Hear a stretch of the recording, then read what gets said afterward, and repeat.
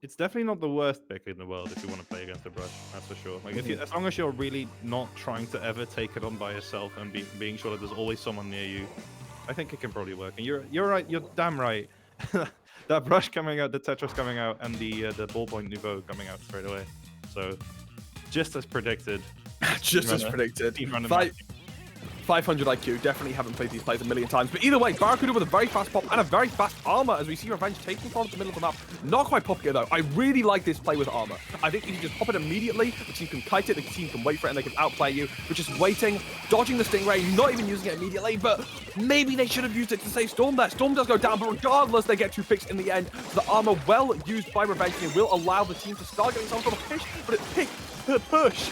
But it looks like the Inkjet on the side will be getting some picks, as I was trying to say, and allowing Uprising to turn over the early advantage from Barracuda. I kind of feel like he picked up that Rainmaker on accident there, like while trying to back down, because he should have seen that first shot from the Inkjet landing right next to his feet, and then he decides, no, you know, I'm going to pick it up now, I'm going to try to make a push happen, get shot down straight away. So the momentum kind of just went back to 0. They're not even going to bother picking it up, which I don't know if I agree with. You might as well just fix it now, because now you're going to have to try to challenge for the pop, and the pop's not even that useful when there's nobody else around to die to it. So, and that Stingray, so they've lost they lost control in mid. The stupid toxic mists coming out again straight away, and they've just kind of lost momentum immediately. I guess in this situation, they just don't want to be holding their Rainmaker weapon. They want to have all their main weapons there, be able to use their specials, which is important. And they already start moving towards the mid now. They use the armor, they use the cloud, they start getting some sort of space, but no picks quite yet found. And we see, I feel like we're seeing a lot of pattern with a lot of these teams with at a similar sort of level, where they're pushing up, they're using specials together, they're taking space, but they're just not putting ink down while pushing together. Because you saw them moved up on the plat with no control around them, which just allowed Uprising for really, really easy defense. If you're not painting the entire map, the brush is going to have such an easy time just walking straight into you. Yeah, no, that's absolutely true. Like, you need that map. I mean, to be fair, like, a brush is like the one weapon that doesn't really care about map control. He's just going to go in and push you out anyway. But having that map control is definitely going to make it way, way easier to see where that brush is, and you don't want to not know where that brush is. Yeah. It's like a spider in your bedroom, and you go to grab a shoe, and you don't know where he is when you come back. Like, what? And then he's the distraction that you don't want to have. Like, that's the point where you're just so focused on a brush that you might even just slip up and let the Rainmaker push straight through just because you don't want to get flanked from behind. Exactly, but at least Barracuda in this defense are able to be passive enough to get some punishes onto the aggressive members of Uprising and keep the advantage in this game. It's 2 minutes 30 in beta, and the furthest push we've seen is a 79, and I'm not going to call that a push. Like, that does not deserve to be called a push. If don't push further than that in this game, then I'm going to be shocked. I can sneeze and push faster just by pushing the Rainmaker with my... Never mind. Okay, that's the Stingray, just to cancel, even if they really wanted to, even if they wanted to call 79 a push and just get back to there, there's no way they're gonna. Somebody just kind of casually trying to walk up to that Stingray and take him out, but there's no way he's gonna get that done. Dive to first bomb. The Tetris getting taken out, so momentum, hopefully, for I believe that is Barracuda. No, momentum Uprising. And they're finally actually getting some points on the board. This should be... It's not even a free lead. It's not even the lead! They actually don't find the lead here, Beta, but they should now. They get 2 more picks, and finally, we see a lead further than 50. It's still only 49 on the read, but at least that's something. Barracuda can definitely come back from this, but at the same time, if the game's been as slow-paced and stally and scrappy as it has already, I wouldn't be surprised if this is the game-winning push. I mean, it's just painful when you get so excited over somebody getting onto the plat, right? I lost my mind seeing them get there. This has been a very passive game from both teams. And oh my god, never mind. What? Okay, I'm not gonna lie. That's the push. I know I should be keeping my eyes on the screen. I decided to look at Twitch chat for a split second. And suddenly, it's from 49 to 28. What is going on here? So I don't know where he came from, but that brush kind of just pulling a sneaky little play, and now immediately he's trying again. He really wants to just get that knockout, but I mean, with how passive these teams have been, a sneaky little push like that can very well just be the end of this. Like, Barracuda is going to have to put on some massive damage, and probably at least get like 1 wipe or at least a 3 down situation if they want to even contest to be like that. With how passive this is. At the same time, I wouldn't be surprised if it does happen. If they step up the aggressiveness and they keep some level-headed coordination on a map like this, going down, I mean, 27 is the exact same push that Aether got on their comeback on this map. So I would not be shocked in the slightest if we see it go down to that extent. It looks like the splash play is going to get 2v1s there, but the problem is, look, you're over there 2v1 the splash, you're like 3v1 the splash, you're ignoring the Rainmaker. But luckily, Revenge misses the jump. The Inkbrush can come through and take it out in time. The custom jet player jumping in and getting taken out. Barracuda are still fighting for this, but they only have 10 seconds left to try and make it work. But two with the pop, but the brush is still there. Oh my god, Lulu! Lulu, man, I don't know if you saw, but the reason that they missed that jump as well was because the ink mine pushed them back off. So honestly, that brush did so much damage in that last half minute all by himself. I don't want to say that that brush carried the game, but I mean, that sneaky little push and then just doing all that damage at the end. And still only 4K to get Will trying to get that name in position.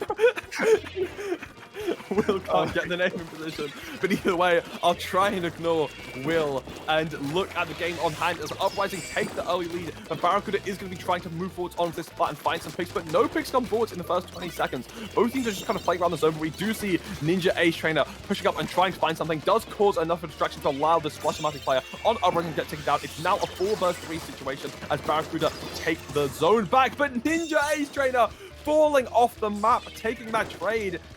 And it looks like Uprising might reclaim the zone, but honestly, it's still so scrappy, I can see it turning back either way. Honestly, that might have been like one of those moments that you would say, but you would be like, look at this guy falling the map. But I feel like that was probably still a worthwhile push, or like a worthwhile sacrifice. We're seeing, actually, like not much happening right now. Well, there's a lot happening, but zone-wise and point-wise, not much. Zone's been neutral for a very long time, but 2 people going down on the side of. I need to keep like looking at which teams they are. 2 people going down on the side of Uprising. Another getting picked up, Brush being down, and I feel like if I know how Barracuda wants to play this right now, as long as that Brush is gone, they can actually do some damage. Yeah, definitely. And that is what they'll hopefully try and do, but losing control is going to be so hard for Barracuda. Because once you're doing that Brush free reign, once you're losing control for your Tetra and your try to go and wreak havoc, it's going to be so much harder to play the game. Especially with this bomb rush now going off in your spawn.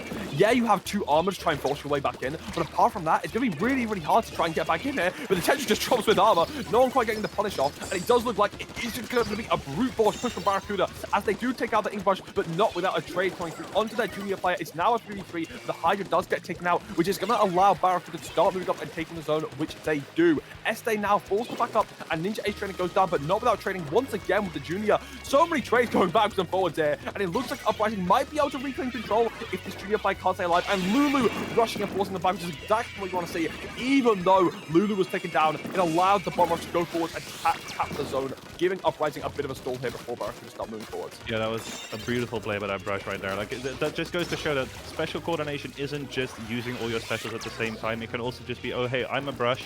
I want you to live while you're using your bomb rush, so I'm just gonna be a douche and I'm just gonna sit in their face and run around and make them focus on me so that you don't have to worry about getting taken out. And then he just throws some bombs, he caps the zone, and now they are at this point, Barracuda though, getting some nice momentum going and close to that lead if they could just retake it, which they cannot. So it's going to be a bit more of an uphill battle if they still want to take that lead, which they obviously do.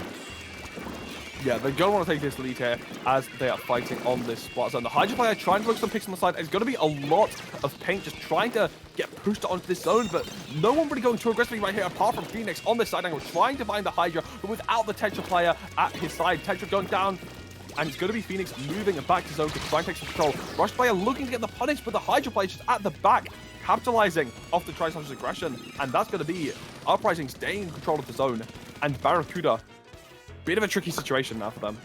Yeah, certainly. This is going to be Uprising once again, probably cancelling the penalty points very soon and counting down a normal score again. The armor being popped, I'm not sure if they really needed to. I mean, you're seeing Estate like struggling while his armor still has to get up on that ledge and getting taken out. And now the Tetra's just trying to be a nuisance and managing to do so, living that splashdown, taking out 2 people, and that's going to be honestly a game-saving push in a way, because there are only 15 ticks left. They managed to cap the zone, or neutralize and cap, and now hopefully, even though they have 2 people down, they can get some momentum going back. Yeah, they're going to get some momentum going back, hopefully, but it looks like Uprising take control regardless, and now they're going to be pushing up in this dark times, as you see on the screen.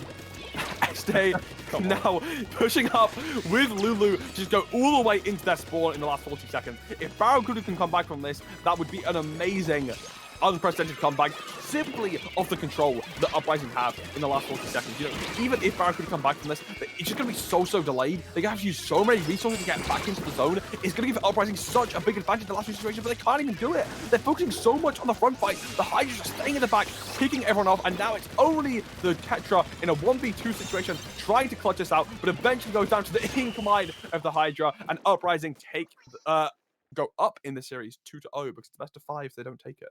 Nice pun. Well done. I hate you. Pun? Oh right, yeah. I didn't even. I forgot. Yeah. Disgusting. That was definitely a very solid final moment there from Uprising. Like they were pushed up real far, and that brush went down, and I feel like from there on they realized like, oh, we should probably stop trying to spawn camp them at this point. Like that's just already game, and at that point the brush is right below your basket, so people can just jump to them if they have clams. It's gonna be a nightmare, but it's not impossible. No, definitely not impossible. And I'd say I was talking about how the ballpoint player might struggle on this map. At least as kind of a Hydra player to match the difficult times of spotting players on this map. I wouldn't say it's like they have the anchor disadvantage per se. And in fact, having the Trislosher and Tetra could do a lot of work here. So I'd be really interested if Barracuda can shut down this brush and take advantage of their players. But I would like to see, honestly, them put a bit less attention on this brush and just focus on enabling their own Tetra player to go and push aggressively. And which they do at the start of this game and take out this flash. Yeah, definitely. I mean, I think from what we've seen from the last two games as well, like they really need to stop letting that brush get to them too much. Because that brush doesn't even do that much damage. I don't think the brush plays to get the kills. I think he's more so just really just there to sit there and be scary. So if they can just get that mindset out of their heads and just focus on getting the pushes going and just being wary of the brush existing like in the background, that would help them a lot. But right now, Inkjet coming in from the left side, taking out that Trislosher, and it's a 2-down situation on the side of Barracuda. So momentum currently with mid as well in control, all in purple. Momentum definitely in favor of Uprising right now. Yeah, the momentum is definitely an Uprising saver, but Este actually gets caught out on the side right now. Forced to jump out, which does mean it's a bit of a 3v4 for the side of Uprising until Este gets back in the game. We'll see if Barracuda can capitalize off it. It looks like the Shade is trying, but unfortunately gets punished by Este, who's just going to start moving forward to mid right now. Finds a second, Storm sharking inappropriately, gets caught out. As a result, Este potentially being able to find the third, and that is the third. A nice chain of splats for this Splash player, as they're going to move up now with 9 clams, and this should be a huge push for Uprising unless it somehow gets shut down. But it looks like that's going to be a very good early lead coming through if Lulu starts destroying the clams they have, and yeah, they're going to start getting some clams coming through. A bit of pain control. It's Barracuda playing passively and just stopping, you know, a complete wipe, but they don't pay attention to the side flank right now, but they're just pushing through, getting some pick. They have clams ready to try and get some more, but the push goes down regardless. Honestly, that was weird. I feel like on the one hand, like the way that was going with the splash immediately going down in the Hail Mary just to get that first power climb in, I initially thought that push was just going to die as soon as it started. But then it felt like, oh god, they have so much momentum all of a sudden. Like they can definitely keep this going, and then they score like, what is it, 5 clams? And then the push just ends. Yeah. And now momentum isn't just neutral, it's definitely like fully in favor of Barracuda. Just a few bombs being thrown from the other side right now to keep people locked in mid, but not really doing much. That armor being popped, and really this should be Barracuda's first push coming in. Yeah, hopefully we see Barracuda getting a big push at this, but not a single member of Uprising has gone down yet. In fact, it's Ninja Ace Trainer going down once again, but Este is at least traded. 2 players of Uprising will actually fight in the middle of the map. Revenge has no health, just a junior left alone amidst all this chaos. Will eventually go down to Lulu, potentially. Yep, eventually goes down to Lulu, which means Barracuda don't get the push off their advantage, and Uprising take control once again. There's only 2 minutes left in the game, and although the push is only 65, I definitely imagine Uprising will be scoring some more points sometime soon, unless Barracuda are able to keep storing them off their platform. Certainly, but from what I'm seeing right now anyway, like they're definitely not scared to just stay in mid. They want to push up, they want to keep going. At this point though, 2 down, because they definitely overextended just a little bit too much. So now the Splatling in mid trying to stay careful while the Splash Sharking on the left side doesn't get any picks. At this point they know exactly where he is, so now they're going to have to be careful.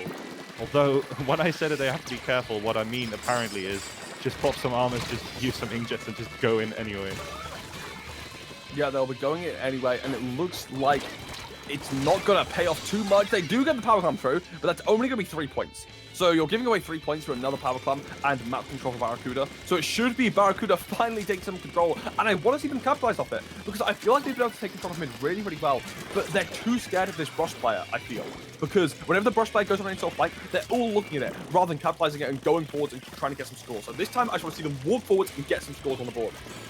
Yeah, exactly. Like you're seeing form, you're seeing everyone just kind of like looking around, trying to paint a little bit more, and then that brush just kind of comes through mid and starts taking people out, and that's just a full wipe out of nowhere. The momentum completely gone. When really they were holding mid so well, but they do nothing with it and just kind of let the other team recoup, like build up their specials, let that brush be the brush again. It's just not been working out. They still have a shot. Like 62 is not a great push on this map, as we said before. And Derek's finally a jump, and hopefully, no, he goes down on that thing. But maybe, just whoa. Okay, finally a climb coming through. There's 10 seconds left, but there's only 2 players to do it. Trice gets a pick, and it looks like the Tetra is actually causing a huge distraction on the top left. Only need 2 climbs to take the lead in the last 6 seconds, but they don't really have anything or any players in the space. It looks like they're finally moving with something, but it's overtime now. You just need to score a climb, but the Tetra player doesn't have it, and that's Uprising taking the series 3-0. And honestly, that's kind of like, I want to say upsetting things. I don't want to say disappointing, because I think Barracuda are a great team, and they put on a decent showing, but I feel like they were just kind of like on the cusp of being able to break through and dent, dent Uprising's, 3-0, and at least make it a 3-1, a 3-2. But they just fell short each time, bit by bit by bit, and they just had that, kind of small gap that didn't allow them to break through, and it is going to be Uprising taking the 3-0 due to that. And moving on in this tournament, I believe that's Uprising. Oh, no, Uprising moving on to top 16 now. Very well done by both teams, I should say. And this is why I like having these on stream, because at least everyone got to see that, hey, this was not free whatsoever for Uprising. Like they still had to fight for it, even if the result screen shows 3-0. So good showing by Barracuda. I feel like that most of that entire set can be boiled, if you really want to boil it down to like its basic elements, it was just that brush. Honestly, I could just end the sentence there. It was just that brush. Yeah. But overall, still like a strong showing. But if Barracuda wanted to make more happen there, which they definitely could have, they should have not let that brush get to them so much. Mm-hmm. And that's honestly the thing. Okay, you know what I find massively when playing with teams against brushes and tetras is how much the brush and tetra just does to teams mentally. Like, I've seen so many teams just crumble because they're spending like 70 seconds picking their weapons, discussing how they're going to deal with this annoying brush, this annoying tetra that's flying on the map, distracting you, whether you should go for it, when you should go for it, when we're turning on it, when it's being a distraction, when we think we should try and fight it. And it's just this kind of mental battle that so many teams go through. And honestly, I feel like that causes so many people to struggle even more so when they then get into the game and have to actually fight it when they're a strong player. And I think that's, again, what we saw there. It was Barracuda just being so scared of the brush player in a lot of these situations, but rightly so. Lulu, very, very strong. We're focusing so much on the fact that Barracuda was so close and could have made something out of it, but we're not focusing on the fact that Uprising played that really, really well. I loved seeing Lulu play really, really aggressively on this brush, and despite not always getting picks, there was the Hydra in the back just finding people to pick off. There was the Splash player coming through and finding picks due to it, and I really, really liked seeing that from Uprising. I hope they can push further in this tournament. Yeah, absolutely. I mean, if in the end it is still a team game, and you can be the best brush player in the world, you could be Cha-Cha Slide all you want, but if you don't have like a good team supporting you, then it's still you're not winning that 1v4. Like Andromeda's tried many many times and always drowns in round one. So that you still need strong players behind you, and I think that's the main strength of being that team that has that one scary player, is that your opponents will spend so much time discussing how to deal with the brush, how to deal with the tetras, how to avoid the tentarella, that they just completely forget, oh yeah, wait, there's 3 other really strong Yeah. players on that team that we also have to deal with. Yeah, I completely agree with you. It's a big difficulty there. But either way, it looks like the next series is going to be Narwhal Gaming against Massacre Splur. So if you guys don't know, never mind. I got Massacre mixed up with Carnage because, let's be real, similar thematic names right there. Yeah. So It's edgy. It's Splatoon. It's always edgy. it's edgy words to do with killing a lot of people. So shout out to Carnage, but we're not going to be casting you. I'm sorry. It's actually going to be Massacre, which are going to be facing off against Narwhal Gaming. Um, or Nawal Game. I can't tell if Will typoed it or if it actually is just Nawal Gaming. It looks like But it's either, normal. I know it is Nawal. Oh, I don't know how to spell Unbelievable. Narwhal. Yeah, okay. Um, Either way, I don't know either of these teams. Yeah, I mean, hold on, let's see. It's Narwhal versus because I feel like the other name was similar. No, it was Massacre. Massacre. Massacre. I no, genuinely not. And I'm trying to look at like the other results. I mean, Narwhal Gaming got a 3-0 win over Shatterpoint, and I'm Yeah. familiar with Shatterpoint myself. I feel like that's definitely like a result to be aware of. Like Hmm. Shatterpoint is not a bad team by any means, and to just take a 3-0, that's strong. But I don't like the Massacre 3-2 against Bounty. Who even is Bounty, man? I mean, they're all top cut teams. So I'd say, unless these teams got given the nicest groups in the world, they're definitely still all kind of teams we should recognize as strong players, because they've all managed to come through in the group stages top two. Um, I'm actually trying to find these teams in their groups and see the results. Okay, so Narwhal Gaming was came over Dynasty, Dragon Wave, Hydra, Royal Flames, and Second Coming, and lost to Frostburn. And Massacre. Choo Uh, choo. Massacre were able to beat Checkmate, Inter Inc., Sandstorm, Power Inc., and Morpho Knights. So Massacre coming first in their group, Narwhal Gaming coming second. But despite coming second for Narwhal Gaming, both teams making it to the top 16. So I'd say that, to make it top 16 in this tournament, you definitely still have to both be recognizable teams. So regardless of me not being familiar with these teams, I'd say they've got to both be fairly strong to be here. Yeah, certainly. I mean, you don't just kind of randomly make it to. I believe that this is this top 16 Top of 16. 120 teams. Like that's not Yeah. something you just kind of do if you don't at least have some experience and some team play to back it up. So I feel like no matter who these people are, I hope once we see the names popping on that I actually get to recognize a couple of them. I But definitely recognize at least because we get the little exclusive view before I switch to scenes. I mhm. recognize at least Canard and Flabber. I don't know anything about their skill. I've just seen their names on Twitter. So at Yeah, least they're same. not literally random S plus players. We know that. We know that. We don't have S plus players in the top 16. I mean, hey, I know LUTI well, but I think he's just spectating every game. So Okay.